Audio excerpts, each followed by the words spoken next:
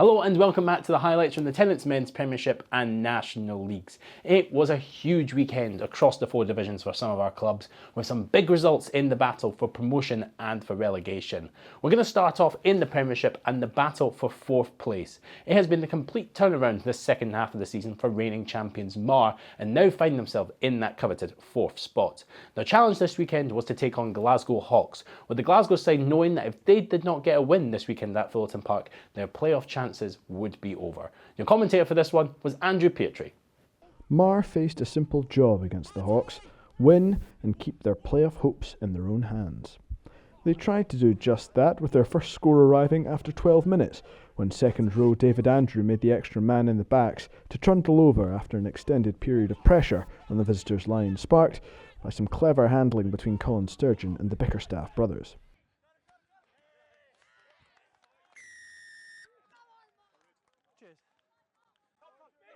It was a game where the tackling was ferocious and mostly impressively low, but there was nothing Hawks could do when Scott Cleland charged at the line from close range to give Mar their second score.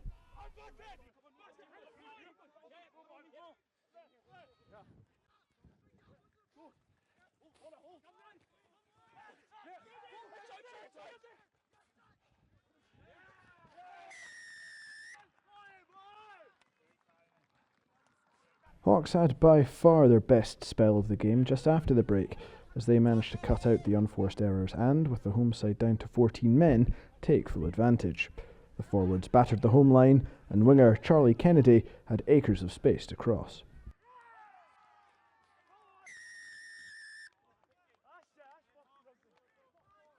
For a little while it looked as though Hawks might sustain the recovery, but it turned out to be a false dawn as Mar re-established control and powered their way upfield as the scrum started to get on top. Eventually, second row Callum Folan was on hand to take advantage from a smart offload from prop Gordon Reid.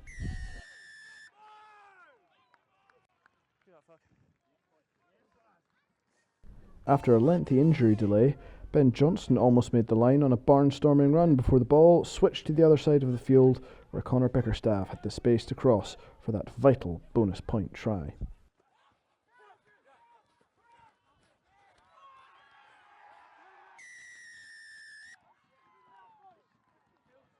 Hawks did have time to show their resilience and grab the final word, with Oscar Baird, the number 8, barging his way over, but it was far too late to make the slightest difference to the result.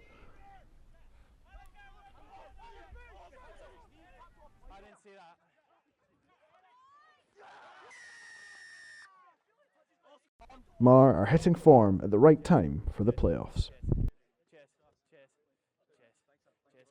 Well, now the only other team that could challenge Mar for that fourth place spot was Selkirk, as they were on the road this weekend to Rayburn Place, where Edinburgh Accies knew that if they win, they would secure themselves a playoff spot. Despite the perfect conditions, it was a low-scoring game at Rayburn Place, but Edinburgh Accies made the start that they wanted, with Rory Campbell plunging over after a scrum penalty.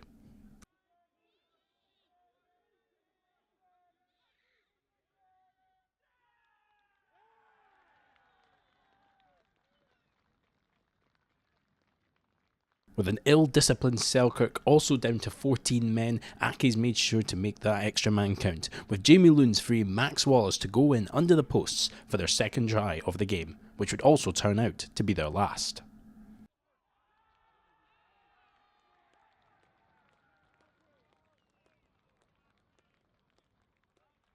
Selkirk were looking to get onto the score sheet quickly, with James Bett going over for their first try of the game.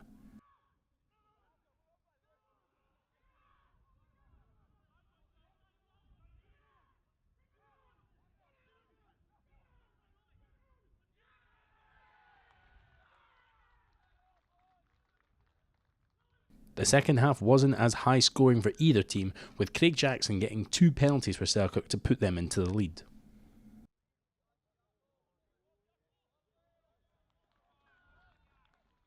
Accies kept pushing on the Borders side, and Jimmy Looms managed to slot away this penalty from some distance out.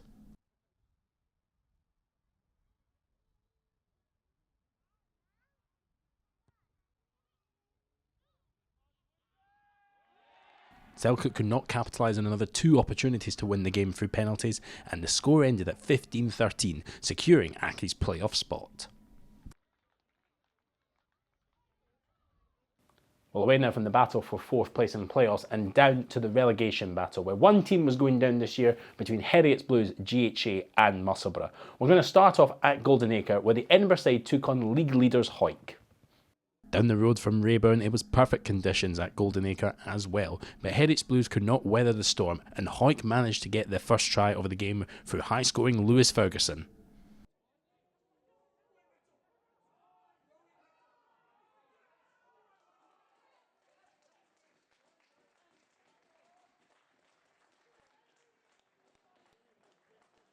It wasn't going to be a comfortable first half for the league leaders, however, and Heriot's Blues looked to get himself back into the game, with Craig Robertson making the space for Ross McKnight to go over in the corner and to bring the scores level.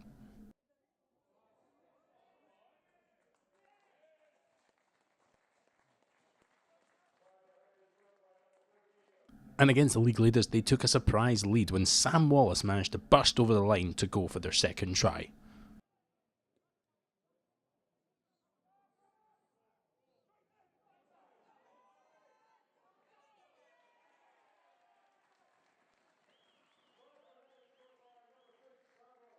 The Capital side were dominating in that half, however 2 penalties from Kirkford just before half time brought them in front to make the score 13-12 going into the break.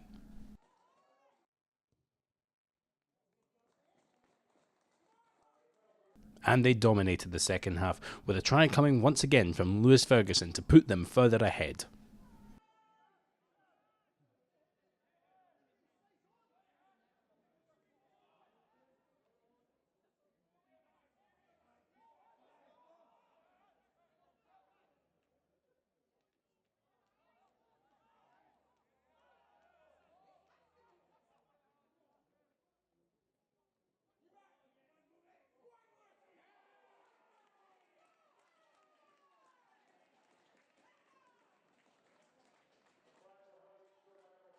And Heriot's could not get any more points in the second half, with the bonus points being put out of reach as Sean Fairbairn went over for their third try.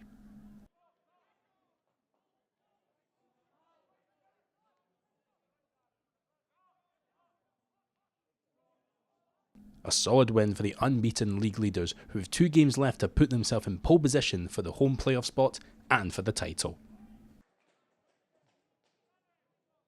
Well, GHA were looking to bounce back from their defeat against Musselburgh last weekend as they took on Curry Chieftains, with the Edinburgh side knowing themselves as well that a playoff spot would be secured with a win today.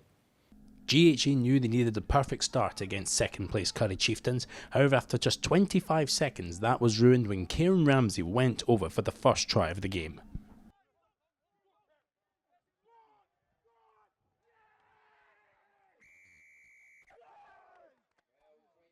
Christian Tenzin managed to slot away this penalty to bring the score back to 7-3. But things were not going to go the way that the hosts wanted when Gregor Hunter was on the end of this crossfield kick and started to charge down the GHA line. He found a successful pass to Corey McGovern, who tried to sidestep his way to the line before passing it off. However, Fergus Johnston was deemed to have knocked the ball intentionally on, giving away a penalty try to the visitors. Curry made the numerical advantage count when Kieran Ramsey managed to blast his way over for his second try of the match.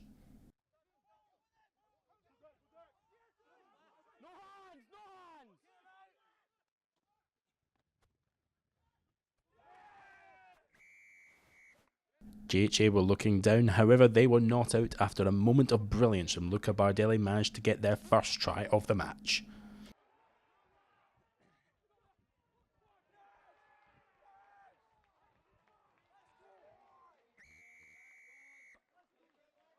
With the score at 20-10 to Curry, GHA were looking to keep themselves in the game. However, once again, Curry capitalised on a mistake when a drop ball allowed Adam Hall to go over for their bonus point try.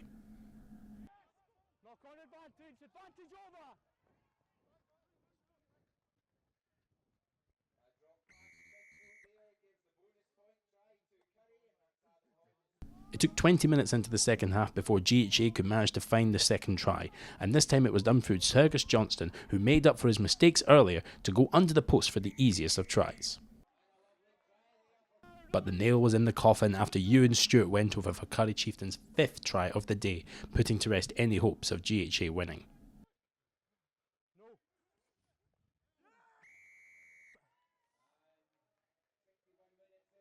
GHA looked to get something out of the game as they searched for a bonus point, and they managed to get their third try when Fergus Johnston once again went over.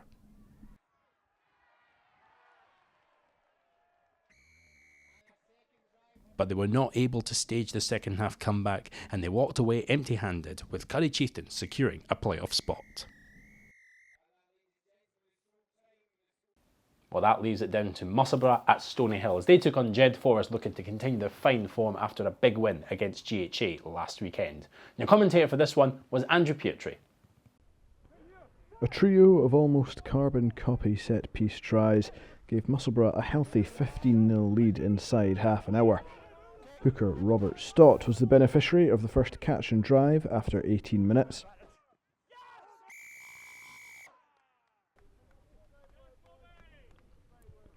And he didn't have to wait long to bag his second on the other side of the pitch, as Jed lost back rower Ben Fotheringham to a yellow card for collapsing the maul.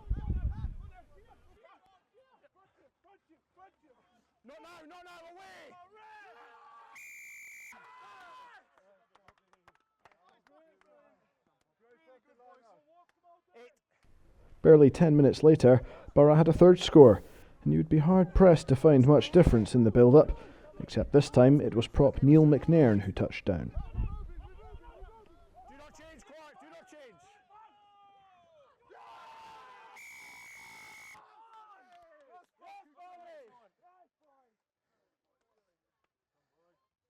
Jed needed to respond in the second half if they were to stand any chance of reducing the deficit. They did that, but not before Borough secured the bonus point try 2 minutes after the break through Danny Owenson.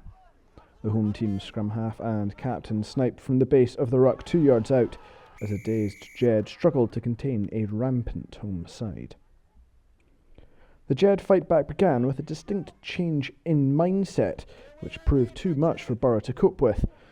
Back rower Gary Young touched down from short range as the Jed pack asserted their physicality in typical Jed fashion.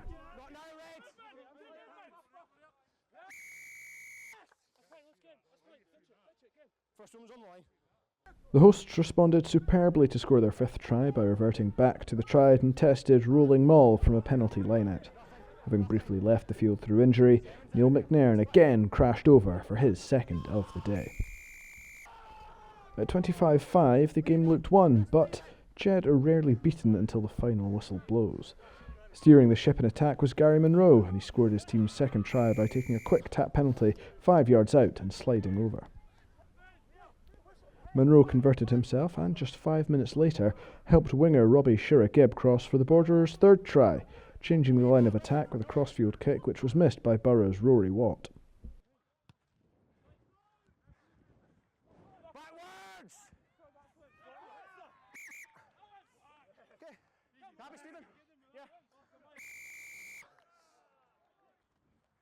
Jed were now in search of a pair of bonus points at worst, and an unlikely victory at best, but Borough had the last word as winger Tom Foley finished off a flowing attack in the corner to all but guarantee the win.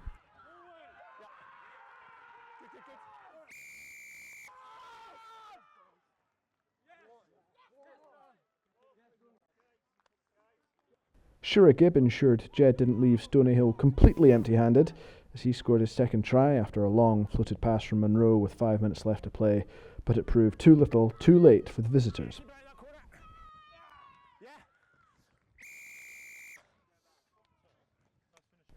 With Premiership survival at stake, this was a must-win match for Musselburgh. They did exactly that. And so with just a few games to go, this is how the Tennent Men's Premiership looks. Hawick, Curry Chieftains and Inverrackies all secure their playoff spots, and there is just 6 points in it between Mar and Selkirk. Selkirk with a game in hand over 4th place Mar. Musselburgh are now off the bottom of the table only by a point with Heriot's Blues and a game in hand. Mar's last game, however, is not an easy one in a repeat of last year's final at Millennium Park against Curry Chieftains this weekend. We will bring coverage of that game in a couple of weeks' time when we will be looking at the rescheduled round 15 fixtures and what a big weekend it is.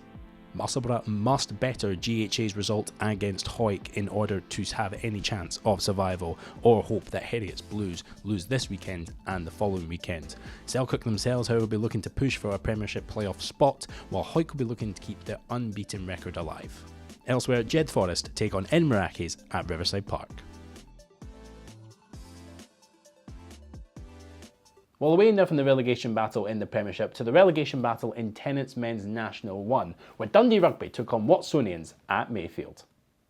In sunny, cold conditions at Dundee, it was the hosts that would go over for the first try, with Darren Bell managing to find the gap between the Watsonians' defence.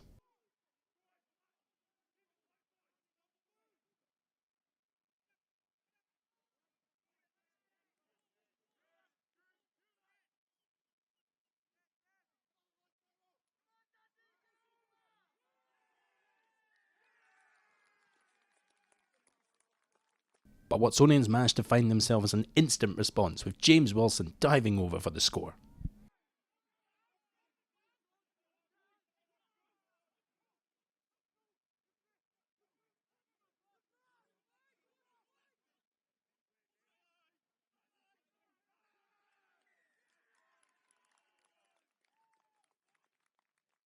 But Dundee managed to get themselves back into the game after a superb run was finished by teammate Sam Cardosi.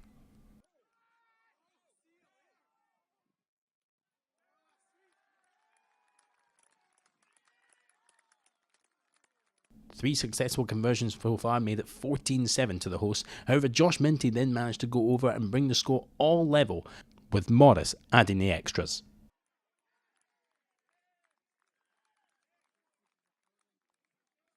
But just before half-time, Stuart Kirk managed to put Dundee in front with this penalty.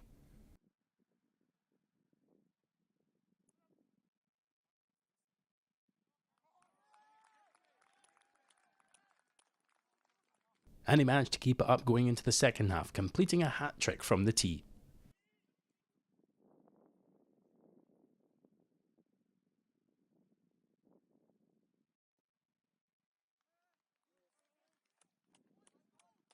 And once again they would turn up the style for their third try, with Sean Gall picking up the ball after a chip and chase.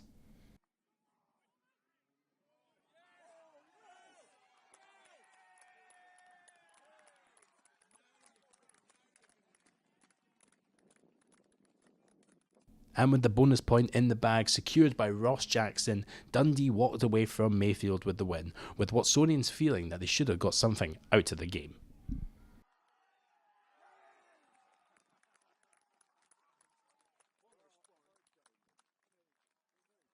In the other games in Tennent's Men's National 1, it was more drop points for Stirling County, who could not do what their women counterparts did at the weekend and find the victory. Biggar walked away 25-10 at Hartree Mill.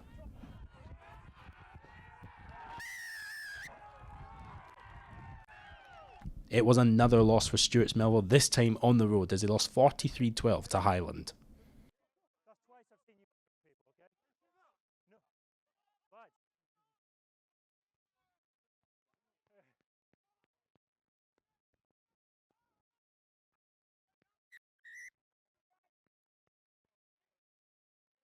An impressive performance by GHK could not withstand, however, Melrose, who continued their title chase by winning 35-29 at Old Anniesland.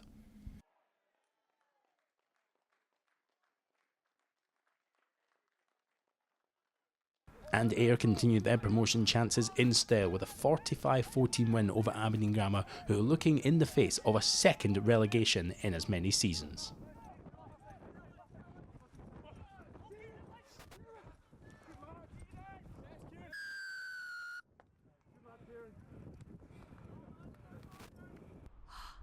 And a big result for Gala as they overcame border rivals Kelso 31-36 at Pointer Park.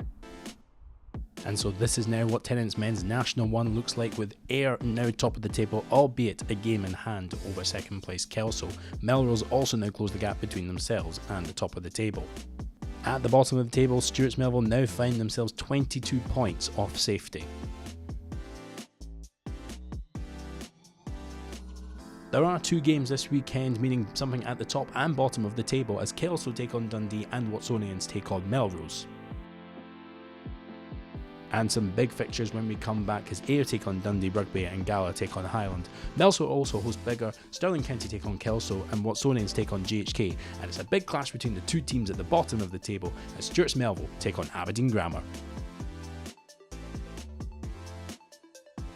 Let's take a look now at Tennent's Men's National 2 as well, and Newton Stewart had a comfortable victory over Cardiff Queen's Park to keep their title chances alive. Falkirk also got a big win over Boroughmuir, putting them in relegation doubt, while Hamilton Bulls and Dumfries Saints went to a 26-all draw.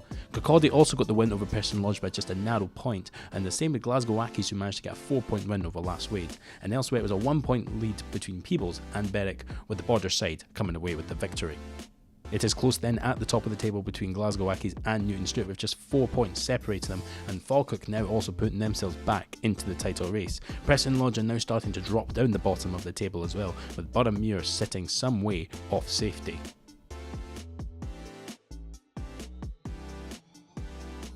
Across Friday and Saturday this weekend there are some more rescheduled fixtures. Friday night Cardiff Queen's Park hosts Preston Lodge. Hamilton Pool also hosts Berwick. Kirkcaldy hosts bottom place Boroughmuir. Falkirk will look to keep their fine form going as they take on Dumfries Saints, and it's a battle of the top two as Glasgow Accies host Newton Stewart.